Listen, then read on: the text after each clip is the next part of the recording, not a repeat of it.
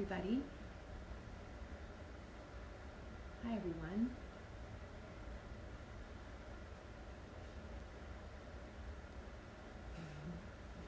Hi. Hi there. So, welcome to the fourth installment in the series that I'm doing on universal law and helping us to make the distinction between facts and circumstances and conditions and the reality we must of necessity navigate at this time, and truth, universal spiritual truth. Now, the difference between those two things is that facts are always changing. Facts are part of the reality that we are experiencing and that we have to navigate, and so we're never in denial of the facts. But it doesn't mean that we have to make agreement with the energy around those facts, or in other words, we can decide how we're going to perceive facts, and we're going to, instead of making agreement with the energy of facts, we're going to make agreement with and align ourselves with universal law. Universal spiritual law, which is always true and applies in every situation. It was true in the past, it's true now, and it will always be true. So if we can align ourselves, the idea here is to agree only with abundance, to agree only with abundance, to make no agreement with lack. And in order to do that, it requires us to do something that at first can feel pretty arduous, which is of circumstances. To think truth, regardless of circumstances, that is some of the most challenging work in the world. Why? Because when we look upon circumstances, they reflect in our mind, and we begin to resonate with those circumstances unless we've been trained to understand and align with truth. So when you look upon, just thinking back to the law of supply, when you look upon what seems to be the appearance of lack, unless you have some training, it's pretty hard to stay focused on the truth, which is that we live in an abundant universe at all times and at every moment. So this is why I wanted to do this series, because I think it's really important for us, especially now, to start making that distinction between truth and facts and circumstances, and to learn to align ourselves with truth by learning what is universal law and how does it manifest in our lives. So that was last week, the law of supply. So I invited you to consider maybe what was one area where you were in a habit of aligning yourself with lack, where you could be aligning yourself with supply. And so if you had an experience or awareness around aligning yourself with lack in a habitual way around something, and you came to realize that you could align yourself with abundance, I would love to, feel free to chat on that in the comments, or send me a message about that. I love to hear what you guys have to say and what you're thinking about. So we're going to look at this week at the law of attraction. Now, everybody's heard of the law of attraction. The law of attraction has, made a big splash in the media over the past 10 years or so.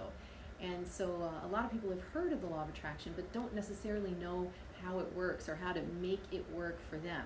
But the truth is that the law of attraction is always working for you. You don't have to learn how to make it work. It's you're subject to the law of attraction. And that's true of all universal laws. It's just as true for any universal law as it is for the law of gravity.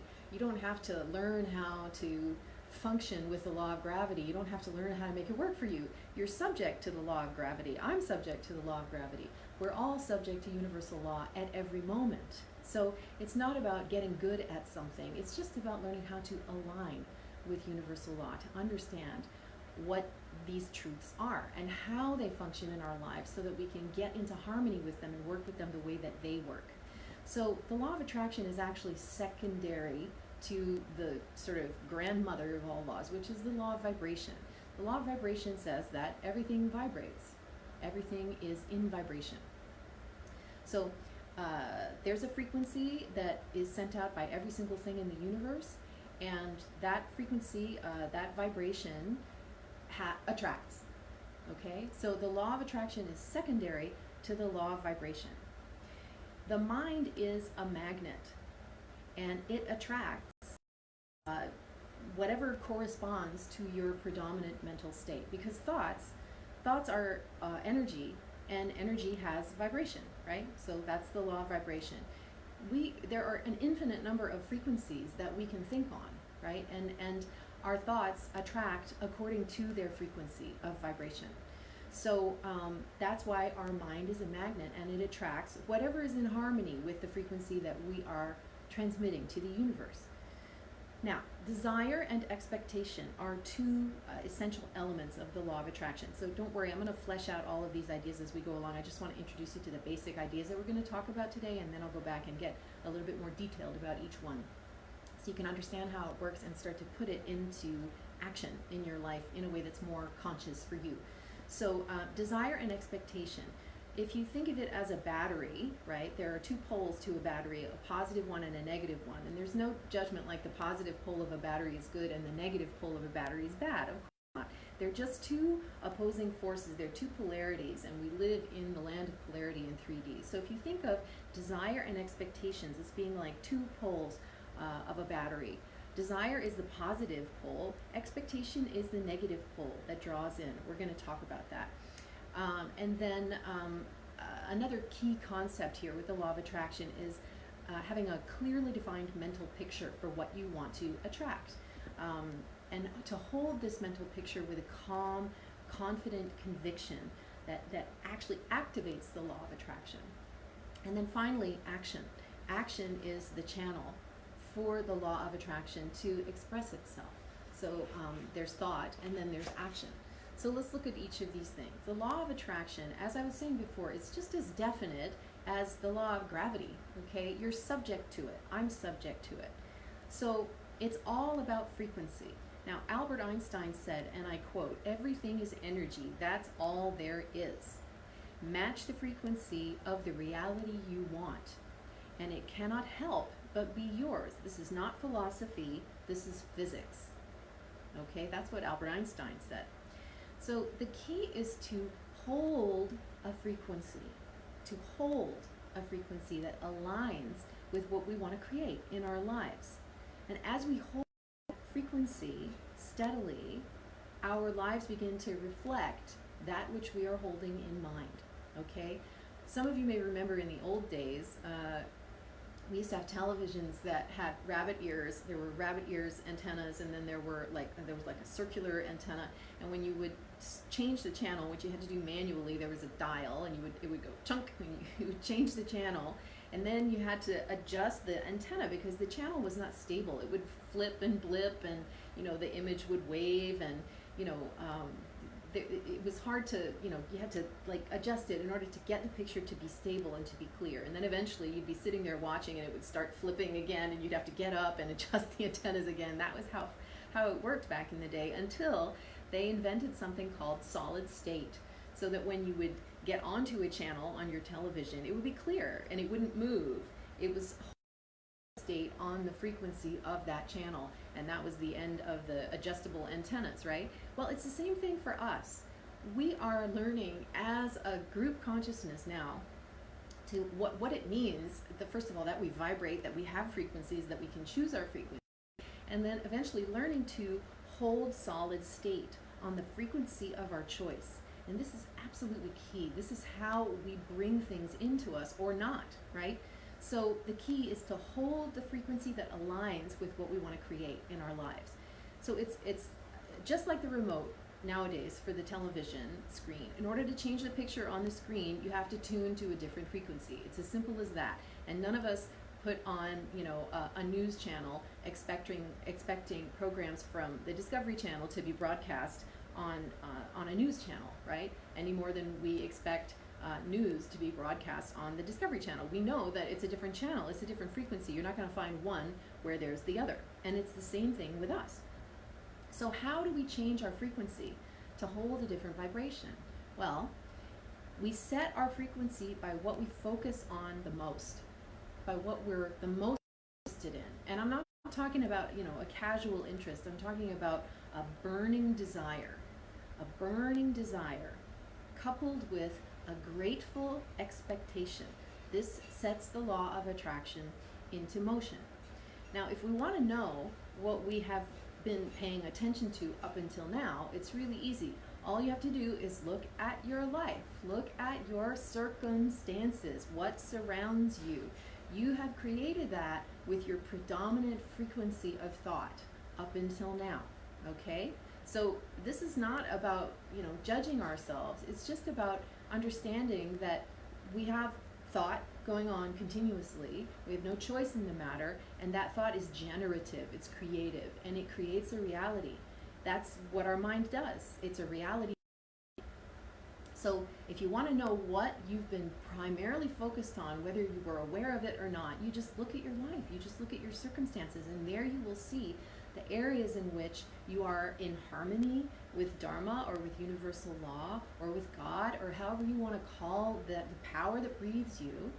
Look at where, things are going well in life, you're in the flow, things are graceful, it's smooth. That is where you're in alignment. And the areas where, there are things going on that you wouldn't prefer, or, that there's conflict or pain, suffering of some kind, those are the areas where you're not yet in alignment with universal law. Okay, so if we want to know what we've been paying attention to and what our dominant vibration of thought has been, we just look at our lives. The magnet, it attracts whatever corresponds to its ruling state, right? So this is why we want to be really vigilant about our thoughts. The first lesson that I did in this series was on the law of thinking, right? So we want to stand guard at the portal of our mind, of our thoughts, and notice what it is we're thinking about and how we feel as we're thinking about that thing, knowing that that is creating our vibration at every moment. And it's generating a vibration, and that is generating a reality in turn. So the sooner we realize this, the sooner we can be empowered to create something that we actually really want to create, instead of creating by default things that we don't understand why they're coming into our lives, right? We are the creator. So we have to ask ourselves, what is my predominant mental attitude, and what am I expecting to experience every day? How do I wake up in the morning? What's my expectation for what life is going to bring me? You might be surprised to discover what you're actually focusing on, because it's a habit of thought and you're not aware of it. So it's something you can become aware of. So the two essential elements of the law of attraction are these poles that we talked about, the positive and the negative poles: desire, expectation. They work together. So desire is the positive pole. It goes out and it connects you to the thing that you want, whatever that is for you. So, when you earnestly desire, when you have a passionate desire to create something, you're motivated for something that you really want, whatever that is for you, you're actually sending out a line of force, right? Like a line of energy that connects you with the invisible side of the thing that you desire. A line of force, a line of energy that connects you with the invisible side of the thing that you desire. Now, if you weaken your focus, right, or if you change your desire to something else, that line of energy that you originally sent out is either going to disappear, come back in, or it's going to miss the target because you didn't stay focused on it long enough. You didn't hold solid state on the thing that you desire. So people wonder, well, I can't get the law of attraction to work for me. Well, it is working for you all the time, but it's about holding solid state on the thing that you want. So if you've had a certain thought pattern your whole life that's been very limiting, and you have a belief system around what you deserve and what you can have, it's going to take some energy for you to shift that, because it's highly likely that unless you have some kind of discipline, structure of support, mentorship, or something like that, you will collapse to the familiar. We all do it. So, people say, well, law of attraction, I couldn't get it to work for me. You see ads on Facebook about get the law of attraction to work for you. No, it is working for you all the time. But you need to discipline your mind. You need to learn to hold solid state on the thing that you say you want. So when you remain constant on your desire, your ambition, your motivation, the good that you're seeking to have come to you, because we all want good to come to us in whatever form that takes for us. When you remain constant, sooner or later, that thing must come into being, either partially or fully. It must come into visible appearance, physical effect. That is the law. So you can be sure of that. Now, expectation is the other side of the pull of the battery. It's the pull that actually brings that desire into your life. So having a desire without expecting it to be fulfilled is totally pointless. I mean, how many times have you said, something like, I don't know, oh, wouldn't it be great, to spend 3 months, living at the beach and swimming in the ocean every day under the sun. Oh man, that would be so great. Ugh, that's never going to happen. And then you turn your mind to something else. Well, you just totally scuttled the line of force that you were sending out at that moment, that made you feel expansive. Wow, can you imagine how amazing it would be to have this kind of life? And then you just sort of write it off as not possible. This is a sure way to just to kill the line of the line of energy or the line of force that you set up in that moment. You've got to have the expectation, grateful expectation, that the thing that you want is on its way to you, because otherwise you're wasting a lot of valuable energy. And if you understand that it's impossible to conceive of a thing without it's already being in the field of your potential, you can start to understand that that thing is already on its way to you, because that's true. If the thing that you're imagining, that you're desiring, that you're dreaming of, were not already in the field of your potential, you wouldn't even be able to conceive of it. You would not be able to form a mental picture around it. So you already have it, actually. You already have that thing in its form as a thought, because thought has form. Thought has form. It may not be as solid as material form, but it is form. You have that thing in its form as a thought. So continuous expectation is necessary to bring that thing into your life as a reality. So it's, expectation is a lot like the force of gravity that we experience on Earth, right? It has a gravitational pull in the physical realm. It's a drawing force of the mind that the invisible to draw that thing to you that you are focusing on and holding solid state on. So one way to live in expectation is through the feeling of gratitude, cultivating continuous gratitude, grateful expectation. So to be as grateful for the thing that you desire right now as you will be when you receive it is a great way to feel true gratitude. If you imagine that this is your life right now, and the thing that you would love more than anything is already yours, you will feel an expansion in your energy field. You connect to that, and you will experience a feeling of gratitude. Well, the universe hears you, right?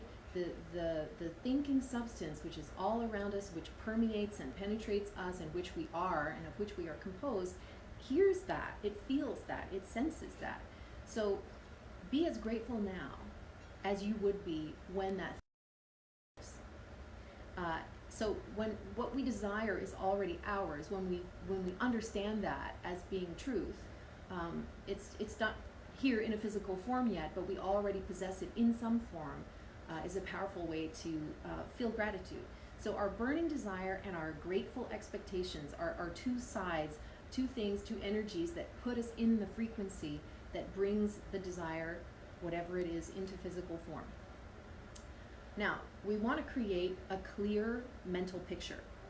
A picture generates feeling, right? Our mind thinks in pictures. We don't think in words. So if I say, don't think of the Canadian flag, first of all, what's the first thing you think of is the Canadian flag. And the thing you think of is you have an image of the flag, right? You don't see the Canadian flag written in words. No, we think in pictures. So pictures generate feeling. And feeling is held at a certain frequency of vibration. if you think of the way that we normally use our imagination, which is kind of to torture ourselves, like imagine if someone that you love was supposed to be home at a certain time and doesn't show up and you can't get in touch with them and you don't know what's going on, your mind starts to spin and create images of terrible things that are happening, right? So we know that we have the power to create images and that those images generate feelings, and those feelings generate a certain frequency. Well, we can also use our imagination to connect with and send out lines of force, lines of energy to that which we would love to bring into form. So creating a clear and well-defined mental image of the thing that you would like to create, your vision, whatever that is really important. And to build a burning desire around that image sends the lines of force to bring those things into attraction along with your grateful expectation. So you don't have to worry about how this thing is going to come about. In fact, it's best not to even think about that, especially at the beginning. You just image the thing itself, whatever that is, desiring it firmly and gently and holding solid state with a feeling of calm and confident conviction that it's on you. The calmer and the more peaceful you are as you're imaging these things, feeling gratitude for it, the more likely or the more coherent your energy field becomes to attracting that thing, because you're actually becoming a vibrational match for the thing that you want. So you're going to get better results if you are approaching this with a calm, confident sense of conviction that that thing is already on its way to you. So it's about persisting in that state, right? Holding solid state and not wavering, because that good that you desire will, the more you hold a solid state on it, will tend to gravitate towards you. And finally, the last thing, the last piece of this law of attraction puzzle is action. Action is necessary. You must serve the thing that you say you want with action in some form. This is closing the circuit. It closes the circuit on the law of attraction. So your desire with grateful expectation that it's coming, followed by action to serve the thing that you say you want, provides the best results, right? Because action it provides the channel. It provides the channel through which the law of attraction expresses itself. So by thought, the thing that you want is brought to you, and by action, you receive it. It comes into your reality. So ask yourself the question, what can I do? What could I do to serve this vision right now? And there's always something you can do. Even in confinement during coronavirus, there is something you can do. I ask myself the question, what can I do with what I have right now from where I am at this moment, right? What can I do where I am right now with what I have? And there's always something you can do. So don't let yourself off the hook. Just ask the question and then listen. Listen for the voice of inspiration to come, and then take that action, follow through. So some things that you can do to ground this energy in your life. You can write a clear vision of what it is that you would like to create, of the life that you would love to be living. You build a burning desire around that vision by using tools to focus your thoughts. For example, you can create a vision board. Lots of people like to create vision boards, right? You can write your vision down each day, and you can read it each morning and at night to stay connected to it. And as you're staying connected to it, feeling the energy of gratitude. You can five-sensorize your vision. So if this were to be your life, what would it look like? What would it sound like? What would it smell like? What would it taste like? What would you feel, right? Experiencing it through all five senses. And when you do that, you'll feel your energy start to expand. And again, it induces this feeling of gratitude. And then along with that, you're practicing grateful expectation that it is coming. It is on its way.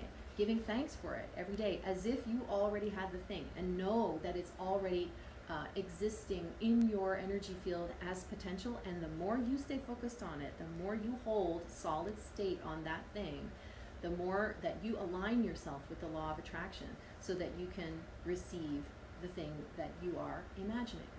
So in a nutshell, that is the law of attraction. I hope that you have found this useful, and I hope that you will take some of those points that I talked about and really apply them in your life, because it can't just stay in the mental realm.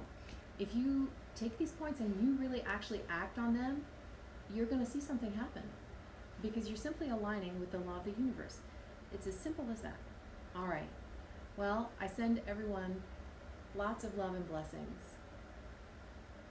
Have a wonderful day, and know that you have the power. You have the power. It's not out there. The point of power is within. Love and blessings. Bye.